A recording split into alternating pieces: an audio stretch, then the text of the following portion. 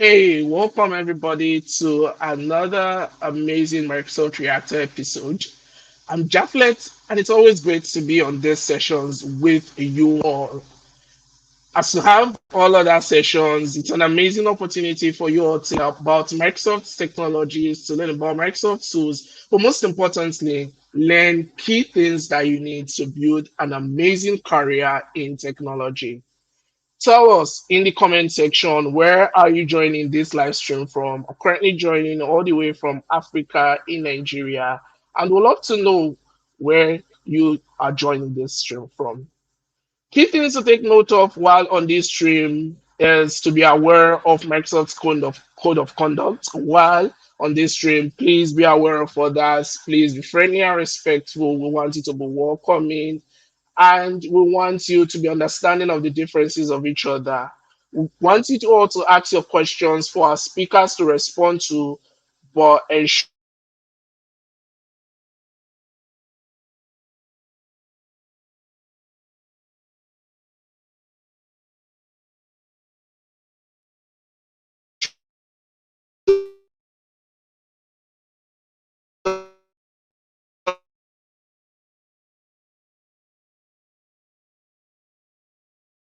that considering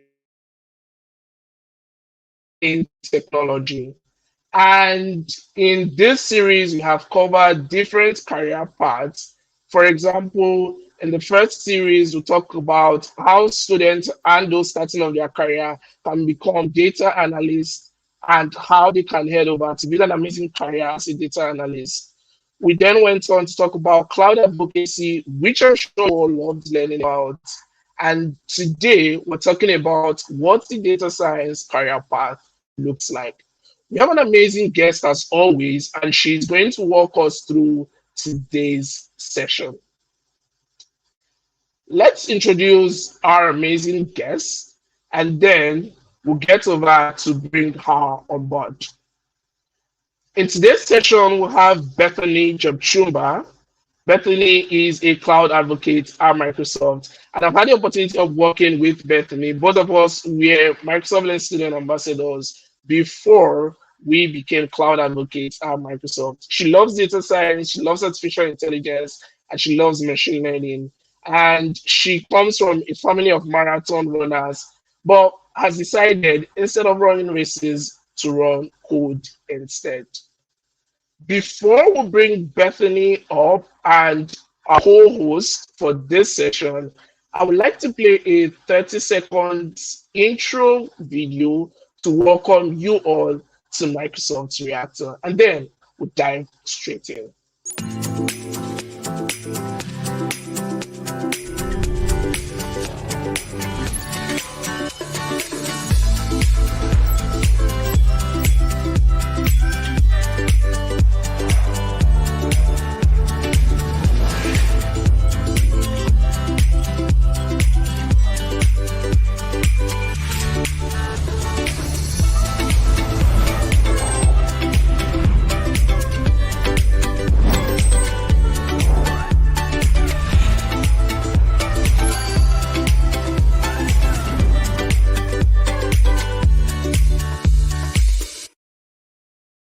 In today's stream, I'm not alone.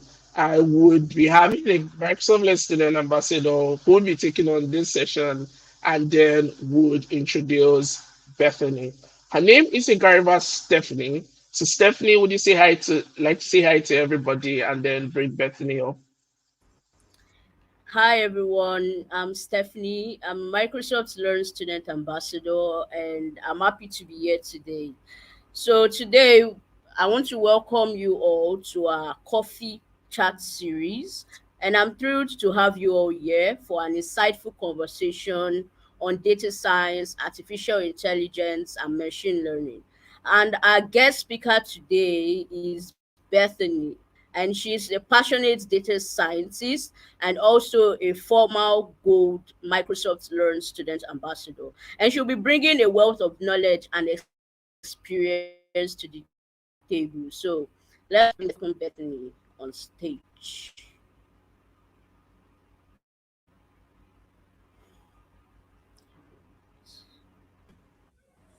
Hello. Hi Bethany, how are you doing? It's glad to have you. I'm glad to have you here. I'm doing well. Thank you so much. I'm also happy to be here. Yeah, today Bethany and I will share our expertise, insights, and experience in the world of data. And so you get ready to dive into a fascinating discussion as we explore the power of data and its impact on various industries. So, Bethany, thank you for joining us today as our guest speaker, and it's an absolute pleasure to have you here today. Your passion for this domain and your journey as a Microsoft student ambassador really inspires me a lot. So I'm thrilled personally Thank to you. Thank have you you very much. here and your expertise coming from a yeah, thank you very much. So I'll start with the questions. Just give me a minute, please. All right. So what is data science and what role does it play in technology? Yeah, I normally like to think of data science as an intersection of different areas. So there's the code you write, there's the business domain, and then there's the statistics that you have to work around to be able to gain the insights you need from your data. So the first thing is understanding why exactly you're working on that data. So if you're like, if you have data for a company, what exactly do they need to achieve with the data that you have? Then you go into now doing some maths inside there and some statistics, as well as writing your code to be able to achieve the goal that you want to achieve. So, for example, if a company comes to you and it's the marketing department and they have all this data about their customers, so the goal they want is to be able to market to different customers and ensure that the message they're sending is fit to the customer they're sending. So, for example, if the customer is a student, they can be able to send data that's messages that's relevant to students. So probably giving them career advice or something of that sort. And then if it's someone who's working, you can also be able to send messages and marketing materials that are relevant to them. So being able to intersect the three different parts, having that domain understanding of, okay, this is a marketing team, this is what they need, this is what they do not need, and then being able to use code and the statistics behind the statistics knowledge that you have to be able to now deliver a solution to the business. That, by the way, is called customer segmentation. So, being able to divide your customers to ensure the message reaches to the right person. So, I think data science plays a big role, especially since a few years back we used to say that data is the new oil. I still believe it's still the new oil in terms of companies have vast amounts of data. There's like nowadays you can collect data from anywhere. And with all this data, they're wondering, okay, what can we do with this data? Even when building AI models and AI projects, such things like building these large language models, you still need some data for now the model to be built. So at the end of the day, data is very important. Yeah. Back to All you, right. Stephanie. All right, thank you, Bethany, for providing a comprehensive explanation of what data science is and its role. And in addition to what Bethany has mentioned, data science also involves the application of various techniques such as data mining, visualization, and machine learning. So, Bethany, what are the differences between data science, machine learning, and artificial intelligence? What are the This is key an differences? interesting question. Yeah. So with data science, it's the ability to be able to gain insights from your data, right? So you have all this Yeah. data and you're trying to make sense of it, and from there you like build something out of it. But data science involves the whole process from business understanding. So you understand, okay, this is what the business wants to achieve, And then you go to things like, okay, this is how the data looks like. Let me clean the data a bit. And then you now try and build models and solutions from it and gain insights from your data. That's data science. Machine learning is a subset. Artificial intelligence is a subset of, wait, machine learning is a subset of artificial intelligence in that with AI, you're trying to build things that mimic human beings. So with machine learning, what you're trying to do is you already have this data, it's seen this data, and you're trying to ensure it learns from the data and come up with ways to identify, like for example, if you use an algorithm to segment your customers, it can be able to the algorithm can be able to be used with even new customers that it's yet to see before, right? So that's machine learning, being able to create a model that can be able to now be used in different business scenarios, and it can help in decision making.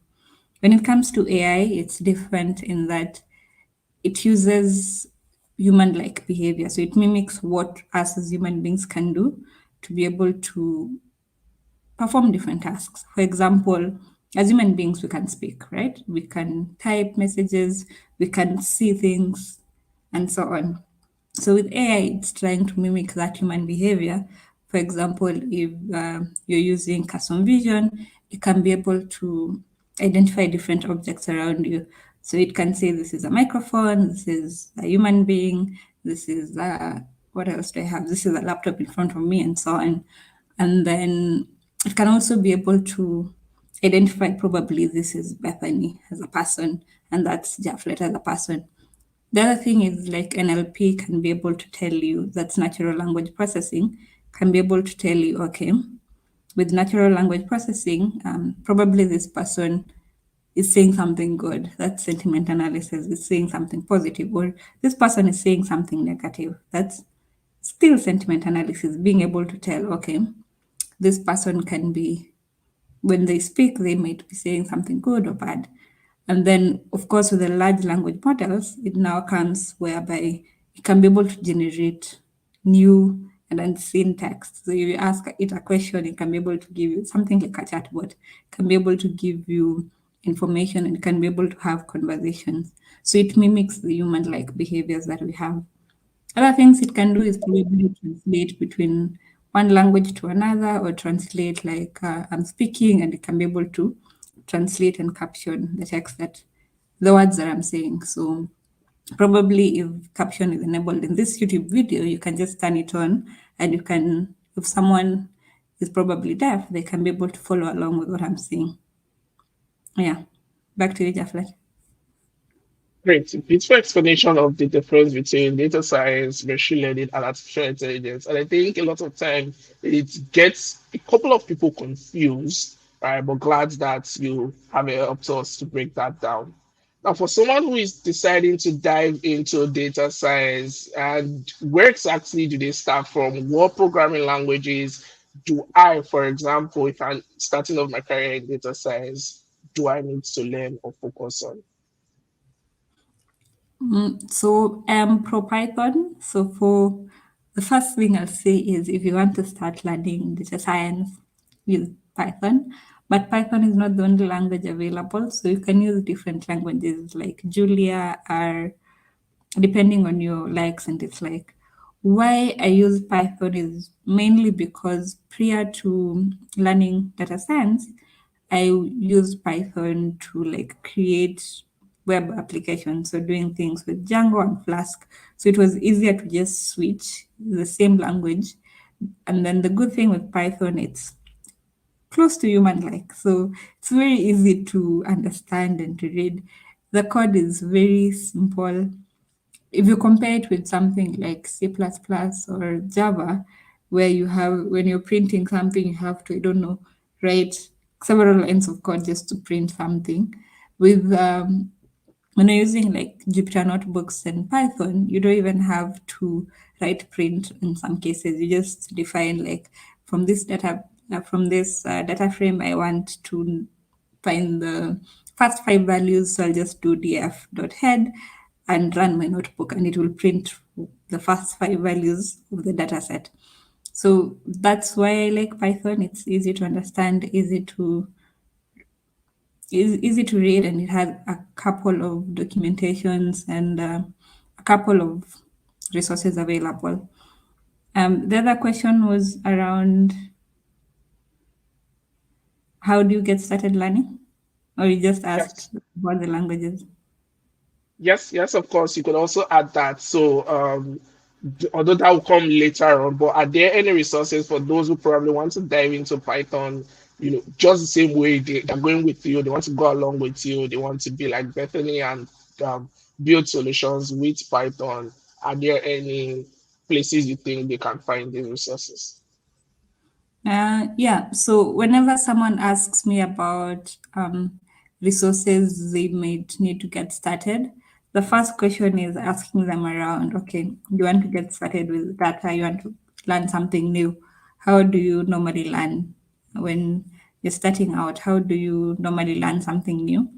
For me, it's two main ways. I love reading books. So I, oh, the book is far. I have the introduction to machine learning on my shelf, and I have access to O'Reilly. So I'll just go to O'Reilly and then look for learning materials around the same. The second bit is around a curriculum, a guided curriculum series. So we have two options for that. There's the data science for beginners curriculum that's available on our GitHub. Um, I'll paste it on the comment section as I speak so I can be able to see it. So this is like part one of the curriculum series. So there's data science for beginners, there's machine learning for beginners, and then there's the AI for beginners. All of them are, the curriculum is technically almost 3 months long. And with the machine learning for beginners, we have it in R and Python. But then for data science and AI, we only have it in Python. So you can go ahead and start learning. The other bit, if you're like me and you like reading, the other bit is doing so via things like blogs, things like Microsoft Learn, and so on. So that's for us who love reading and so on. And then there's, of course, those who like watching videos. And a good thing is a good chunk of these resources are available in video format. So you can just look at the different playlists in this channel, that's Microsoft Reactor, and you can be able to find different videos on the same. The other option is when you're going to Microsoft Learn, that's learn.microsoft.com, and you input like specific say thing that you want to learn. So, for example, I want to learn Python. There's a Python series that's purely video, not necessarily you learning via training, a guided training. So you can also do that. Go to learn.microsoft.com and then select under the content type that you want, select events, shows, or technically event or shows. That will give you a series of videos you can watch and follow along with. Yeah. Great.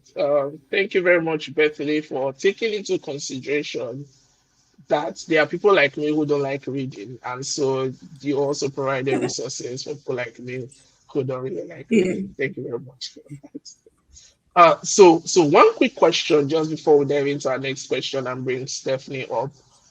Some persons feel that you only need to acquire the technical skills, so you need to understand um, Python, you need to understand whichever programming language I want to use for programming, and that's all. Would you say that's a yes, or there are other skills that are required? You wouldn't mention the skills yet, but I just wanted to give a yes or no answer to that. No, no, no. It's not just technical skills. They're very, you have to be an all-rounded person. So there are various things that you might need, not just the technical skills. Yeah. Okay, beautiful. Now that brings us to our next question. For you, to everybody currently on this stream, what are skills that you think are essential for a career in data science? Skills essential for a career in data science. So, number one skill is, of course, understanding data science, understanding. I don't think this is a technical skill, but being able to understand why you're working with data. Because the first question is, when you get data, you should be asking, okay, what am I doing with this data? Is it, for example, for the first example that I gave, it was around customer segmentation. So you might get data from the marketing team, and I want to divide this data into different groups for the marketing team to be able to market the products well or something of that sort. That's number one, the business understanding aspect. Then the second bit is now having the skills of, okay, I understand the business. So can I code? Do I understand maths or statistics in this case? It's not just statistics, but the different mathematical, the different mathematical skills that you might need, because it's not just looking at like descriptive statistics and so on. It's also understanding like the different models, like how does long-term, short-term memory work? You see, the other bit is now you've already understood. You know how to code. You know how to figure out what exactly is needed. The other thing is documenting. So you might find yourself you're building either your portfolio, or you're talking to a recruiter, or you're working with others in your team. So how well do you document your work? Can someone come and understand what exactly you've been doing before, without even asking you? Like having that aspect of everyone can understand what I've done and it's good. And then, of course, there are other skills that you might need, like communication, being able to communicate well with others, being able to understand, okay, I'm doing a presentation on. So communication is like very big and it's all rounded. So, for example, when you're presenting your data, it's not every day you'll present your data to like a technical person. You might be asked, okay, since this is for the marketing team, present your findings to the marketing team, present what you've done to the marketing team. So you might need to like create like PowerPoints and break down everything to ensure everyone understands what you've done. Then there's the other aspect of communication in terms of working with different groups or different people. So you have a manager, you have your teammates, you have probably the other team, the marketing team. How do you even communicate to them that, okay, I am building this data science project and it does ABCD and this is what I hope it achieves and so on, and keeping them in the loop. Because sometimes you might find yourself you're working on something for the marketing team, but then if you don't include the marketing team, at the end of the day, you'll go present your project and they'll be like, okay, so what exactly were you doing? Why didn't you consult us? Because this is not something we actually want. We want ABCD, not this. So having that aspect of bringing everyone together, collaborating with them, and ensuring you can be able to communicate well. And then, of course, the other skills like collaboration, skills like, I don't know, soft skills are very essential and there are very many. So I can dive into all of them.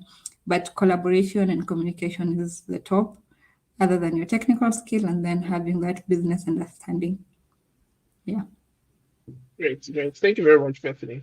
So, one quick question I just wanted to really ask. Whenever somebody is working on a data science project, or probably are given a data science project, are the instructions usually explicit in terms of this is what you need to do, and then it's as simple and as easy as that? How does this information come? Are they usually complex, and then you have to sit for probably an hour or two to think of how to come up with a problem? How does it go? Yeah. So data science is pretty much straightforward. The process is always the same with minor tweaks. So it's not like it will surprise you one day. But then the thing is, the process is you first have to understand your data. But then sometimes you may not even have the data. So you have to go to the field and collect that data. So one thing you have to understand when you're collecting that data is, why do I need this data? So probably you might need let me go back to the marketing team. You might need data to be able to segment customers. So which data is important? You see? So probably gender might be important because you want to say, oh, this is a new mother, oh, this is a mother. Probably this person needs a Mother's Day message we can send, right? And then, or a Father's Day or a Women's Day, I don't know. Those gender specific celebrations. And then you also have things like being able to understand the capability of someone to afford something. So you can't market something very expensive to a market that is not recipient to it or it cannot afford. So you have to first collect data, yes. Sometimes you have the data, so you don't really have to go to the field, but then understand where exactly you need the data. And then the process, sometimes if you have the data, it might not be very clear why exactly you need it. So you might go through the process of cleaning your data, being able to do exploratory data analysis to like understand, okay, what's happening with this data, and then a bit of visualizations to see, okay, so if it's a sales team that you're working with, so you can be able to see, oh, on in February or yeah, in February, a lot of flowers get sold. In July, for example, in our country, a lot of raincoats and umbrellas are sold. In June, no, yeah, in June, that happens in June. July, I'm not sure. And then, like in January, people don't buy a lot. So you can be able to get that inference from your data. And then from there, it can give you the understanding, okay, what do I want to do?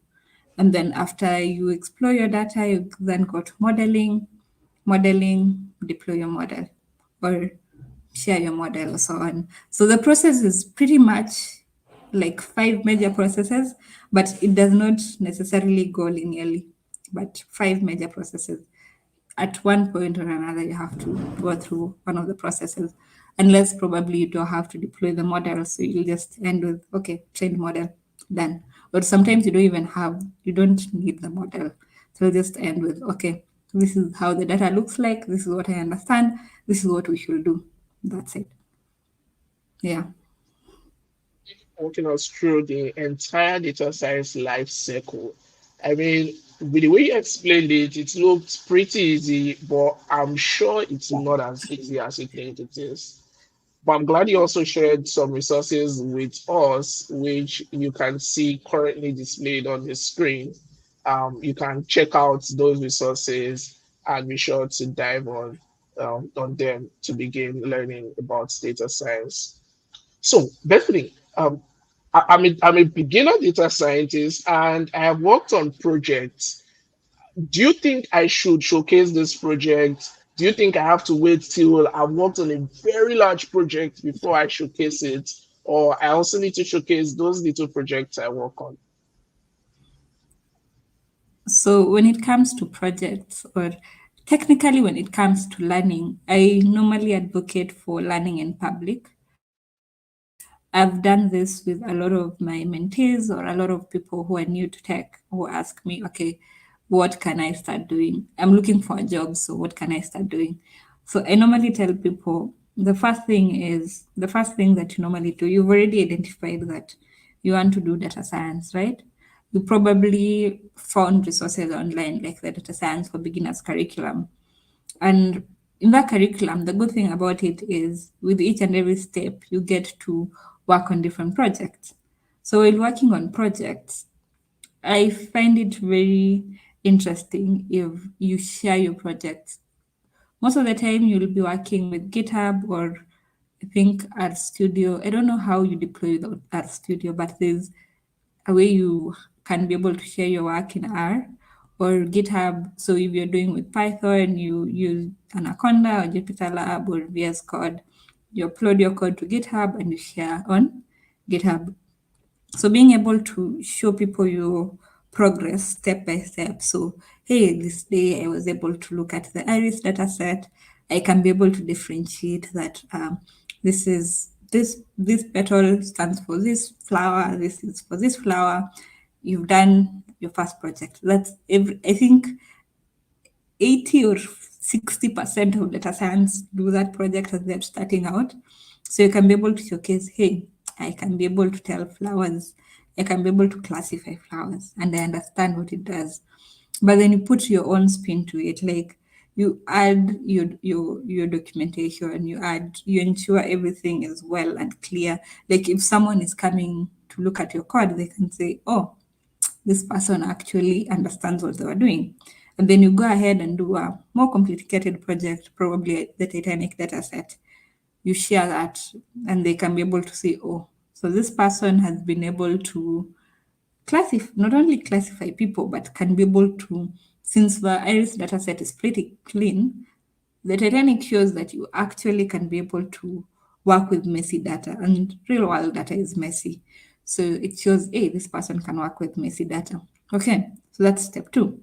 Step three, you look for another project, something similar to Titanic or something different. I don't know, work on it, build on it. Step four, you probably want to dive into something like natural language processing or computer vision. So you look for a data set, or this time you decide, hey, probably I can find my own data set. So you go online, either Twitter using the Twitter API, or use the Reddit API, or whichever API you're interested in. Go wrangle data, get no, not wrangle, scrape data from the web.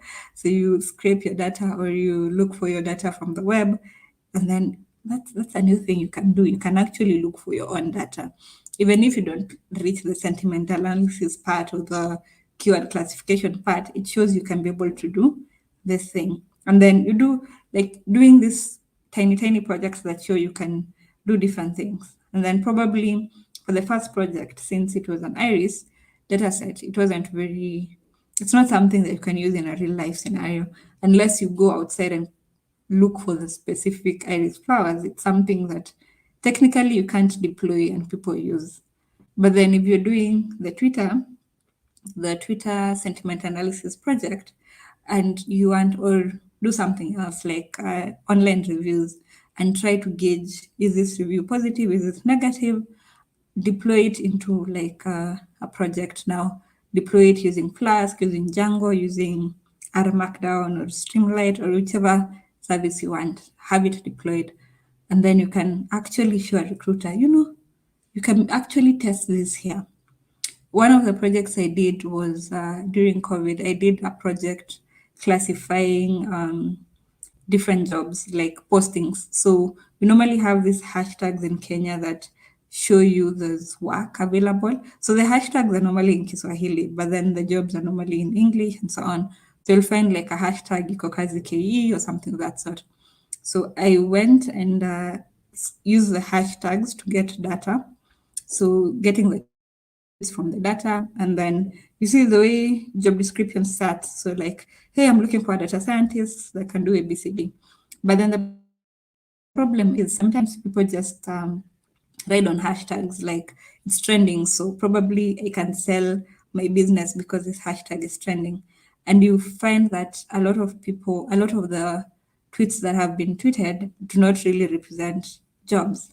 So I was able to go filter through them and do a project on it and actually present and so on. So it shows you can be able to do something, right? And when you're looking for your first job or your second, or you're just looking for a career change, and you present the projects that you've done, showing, okay, this project was me just playing with Iris, classifying things. This project was me being able to scrape data from the internet. This one focuses on data exploration. It was a very dirty data set. I was able to clean it up and do a model on it.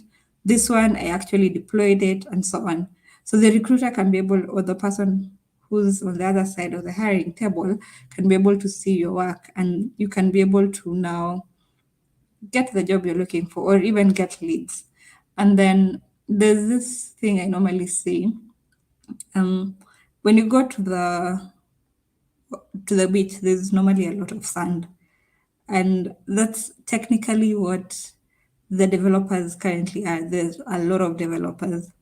So it's very hard to go start digging deep into the sand looking for the best developer. Most of the time, those who share the work, it's very easy to find them. So it's like, hey, these developers are on the it's called a sandbank. So you can be able to like, hey, these are the first people I see. They always share their work. I can be able to follow their progress. Yeah, I'm a recruiter. Let me send to them an invite. Yes, recruiters can be able to dig deep and find those hidden talents who rarely share their work and so on, or even just present your work.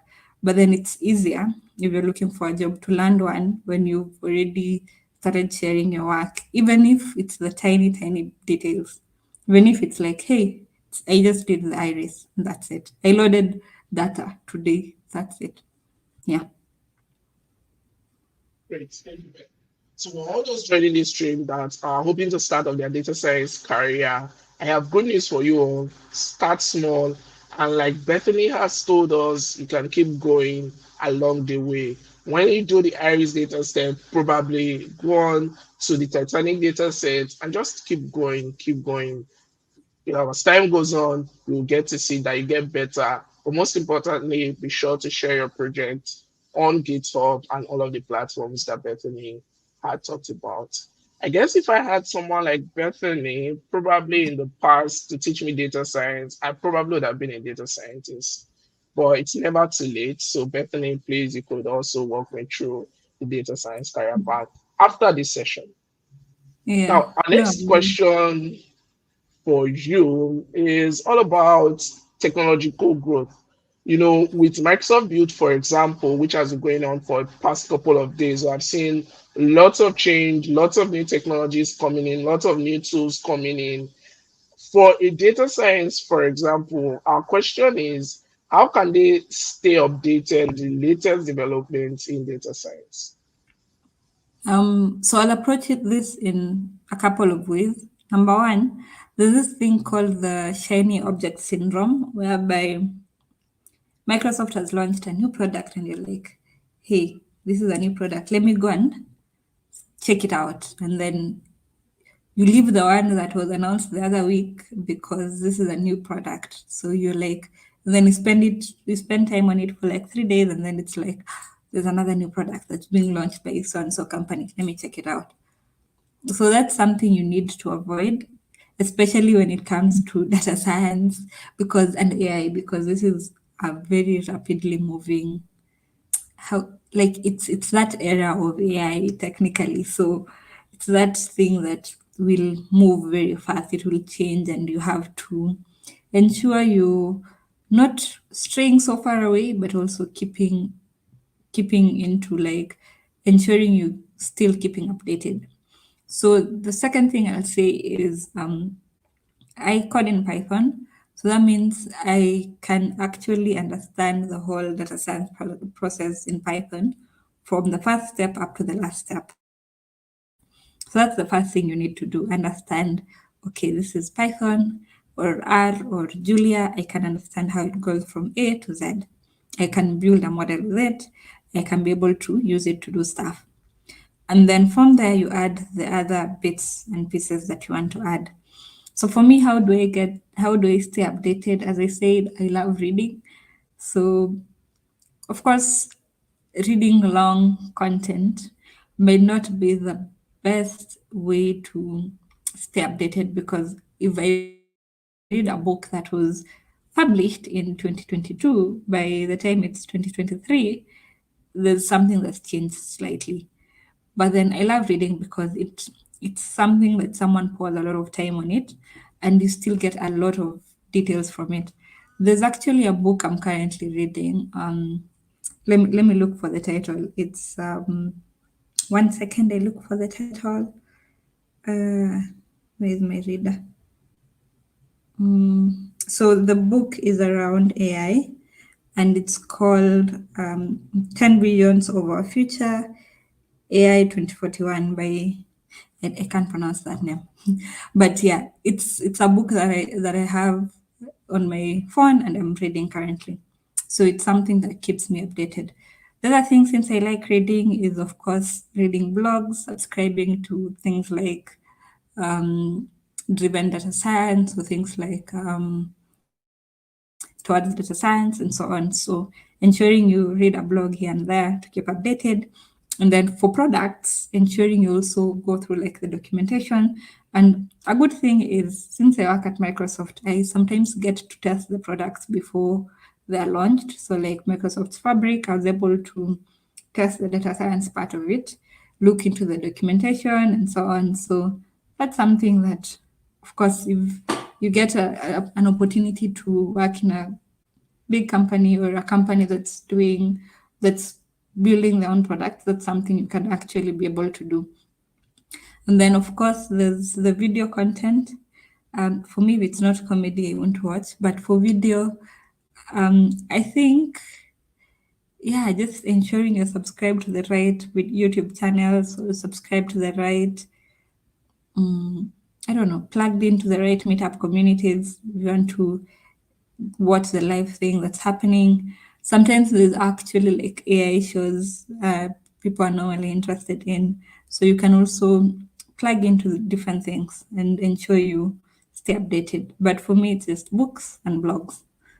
Yeah, and then the product, looking at the product details. So like the product documentation, so on. Yeah. Great. Thank you very much for that. I especially loved the example of the shiny objects which you spoke about. And I literally thought to myself, hey, Jafflet, the next time a shiny new technology or a shiny new tool enters into your eyes, just close your eyes and focus on what you're currently learning, and keep progressing along the way. So we don't get distracted, and try to learn Yeah. everything, and at the end of the day, we're like, oh my, I'm jack of all trade, master of none. Great point, Bethany. Yeah, Yeah. but there's this thing called a T. Have you heard about the T-shaped thing, whereby you ensure you have depth in one specific thing. So like if it's data science, have that depth in it, like data science in Python, and then you can add the other skills. Like, hey, I can do low code data science with Power BI. That's something extra. I am not the best, but at least I can do something with it. Or you can say I can do something with Fabric. But no, Fabric is basically just a platform where you can, I don't know, Fabric, you can still use Python in Fabric. So it doesn't mean it's a new tool, but you can be able to leverage on the cloud and leverage on like the different components of Fabric to build things. So that's another skill you add. So you have like depth in data science with Python, but then you have these tools and skills like cloud, skills like web or something that, yeah, hey, I can deploy my data science model, but it's not like I can do CSS and JavaScript. I can just deploy, and that's it. Yeah. Sure. Great points. Great points. Thank you very much, Bethany, for talking about all of these points. And we appreciate you joining us for this session. We're sure at this point, all those who join us for this stream will be able to learn a thing or two from Bethany's story. And I can see Emmanuel in the comment section. Emmanuel Ravin, hope I pronounced that correctly. Thank you so much for joining us on today's session. We also want you all to learn more about data science and other tech parts. And so we had put together an amazing learning collection, which you can find here in the link currently showing on the screen, aka the ms/tech in 2023, aka.ms/tech in 2023, 2020. In our next session, we'll be talking about how you can have an amazing career in local development. And that session would be in 2 weeks. So be sure to check the description of this session on YouTube, and you would see the link to that session and the entire series, just in case you have missed any of the sessions that are in the series. This again is Microsoft Reactor, and at the end of sessions like this, we want to hear from you all what you have learned, what you loved about this session. And so we love you to please head over to aka.mx/reactor/survey and impute the code for this event 19905 So you can take this survey to tell us what you loved and some of the things that we could do better to make subsequent sections enjoyable for you all. And don't forget to always ask your questions or tell us what you would like love us to do. These are the social media handles, either on Meetup, on Twitter, or on YouTube, or probably you want to be part of the mailing list where you get to learn about events like this that are held on Microsoft's Reactor. And by the way, I can see some other people from other countries joining us. I can see Saul, who is joining us from Colombia. Thank you for joining us. And don't forget to go back to this stream just in case you're starting off your tech career path and you want to learn which skill or which parts you would love to dive into. Once again, thank you for joining. Thank you so much, Bethany, for joining the stream. Bethany, would you like to just drop a couple of comments for all of those who joined on this stream, in their career as data scientists? Yeah.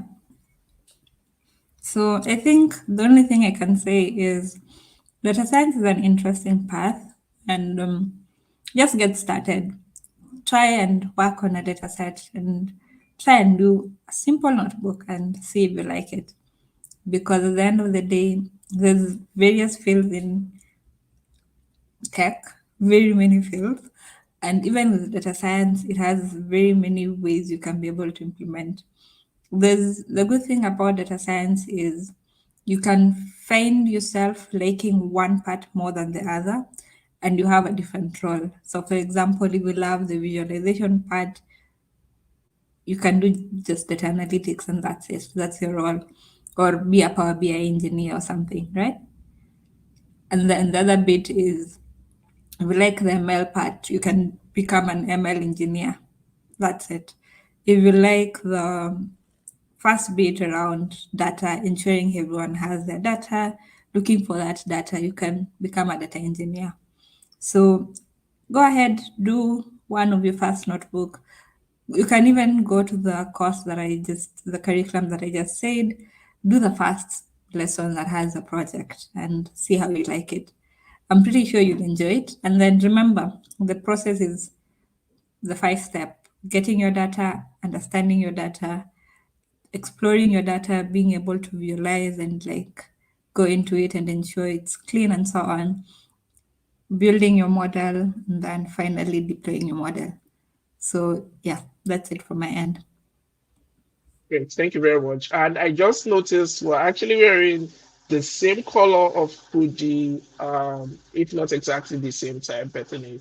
Oh, Bethany has gone out of the stream, but actually we're wearing the same type of sweatshirt. Um, yeah, I can see her smiling. Yeah, I don't know who picked who, but I'm glad we're actually wearing the same shirt. And probably I should do that with most speakers that would be on this stream. But anyways, thank you very much, everybody, for joining us again. From our end, do enjoy the remaining parts of your day and see you on the next Microsoft Reactor event.